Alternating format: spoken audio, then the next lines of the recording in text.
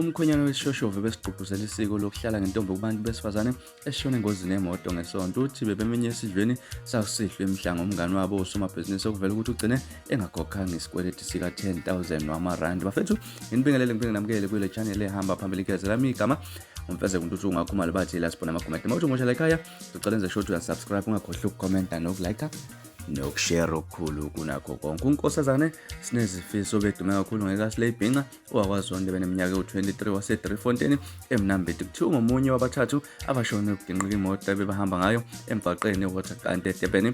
Kuthiwa imoto ebeyithwele abagibeli abayisikhombisa abehamba ndawonye. Sibe sikhulu impela isililo ngokushona kukaSlayBhinca njengoba kuthiwa ubeyisibonelo esihle entsheni yesifazane obagqugquzela ukuzigcina bentombi baze bashade kuyimpilo naye ebekade eyiphila. Nakuba kunjalo ube nokuhlukana kwembono ngesikhathi wesifazane ozibiza ngowendi zungu ku-Facebook uthe unguweta wase-News Cafe veza ukuthi kwehla nje lengozi bebekade babaleka nesikweletu esiwu-10,000 wamarandi sesidlo notshwala obubizayo bebezitika ngakho kule ndawo. Ngokwevidiyo kawendi uthe lezi zithandani nabangani baze bashaqa phakathi kunye utshwala obubizayo bahamba nabo ngesikhathi esematasa esiza kwelinye lamatafula. Belokhu bebuza ukuthi abukho abakudingayo balandule bathi akukho. Uchazile ukuthi uze waya kwelinye itafula umebuya utshela ukuthi abantu sebelasha utshwala emaphaketheni bahamba na lawuzeni womlungu. Nguyize uchaza ukuthi uze exekwa ibhuluku entanta lapha nawabheka afuna imali yomlungu. Izinto abazenza ebazibheka uNkulunkulu uzohlezi enza okulungile njalo. Mhlawumbe ukuwoka abayenzanga lento abayenzile mhlawumbe kuwe abanye engabe bayaphela. uMkhwenyana kamufi obekade elimele nayo uMnumzane Duduza icebekulu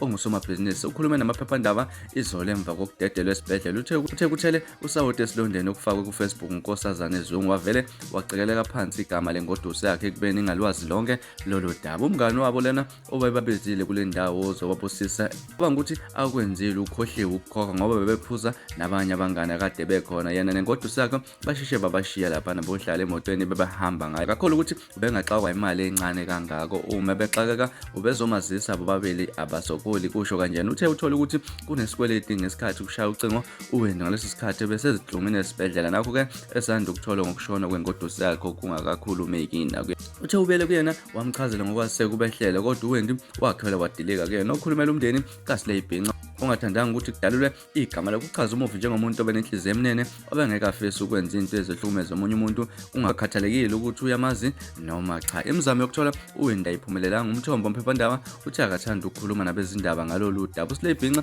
ushona nje kuthiwa beseziqalile inhlelo zokuthi ashade njengoba kuthiwa uhlangane noCebekulu ngoFebruary nonyaka waqoma ngokusemthethweni kube enkandla ngoApril. uCebekulu uzishaye zonke kazondi kade bese zivelile neziphumile izimemo zemkhehlo nomemulo wakhe obekulindele ukuthi ube khona ngoSeptember. uCebekulu ubeveza ukuthi uthenga indawo lapho bezokwakhela khona ingoduso yakhe nezingane zakwabo umuzi kanye nokuyilapho umcimbi wokwemulisa kade uzoba khona. Kuthi uSlayBhinca ubeshuthi uhlelo olufundisa ngokuziphatha amantombazane okulindele ukuthi kukhonjiswe ku-SABC1 kanti isizini yokuqala yalo ibizophuma ngomkhehlo. Ngaza kwethu ezona ndaba esinethulela zona namhlanje kwezisenkeze nezithinta ukudlula emhlabeni kwentokazi uSlayBhinca nokusalakala ukuthi bekade ebaleka nemali engango 10,000 wamarandi iyebhili ekade bayikwenede kwelinye lamahhotela aphezulu eThekwini. Mhlawumbe wona ngakuthini kwakho ukuphawula asidingede lolu daba kwi-comment section. Ngaza kwethu bekumnandi sindawonye siphinde futhi sihlangane kwividiyo elandelayo ngesikhathi esilandelayo. Nibe nosuku olumnandi, nginithanda kakhulu.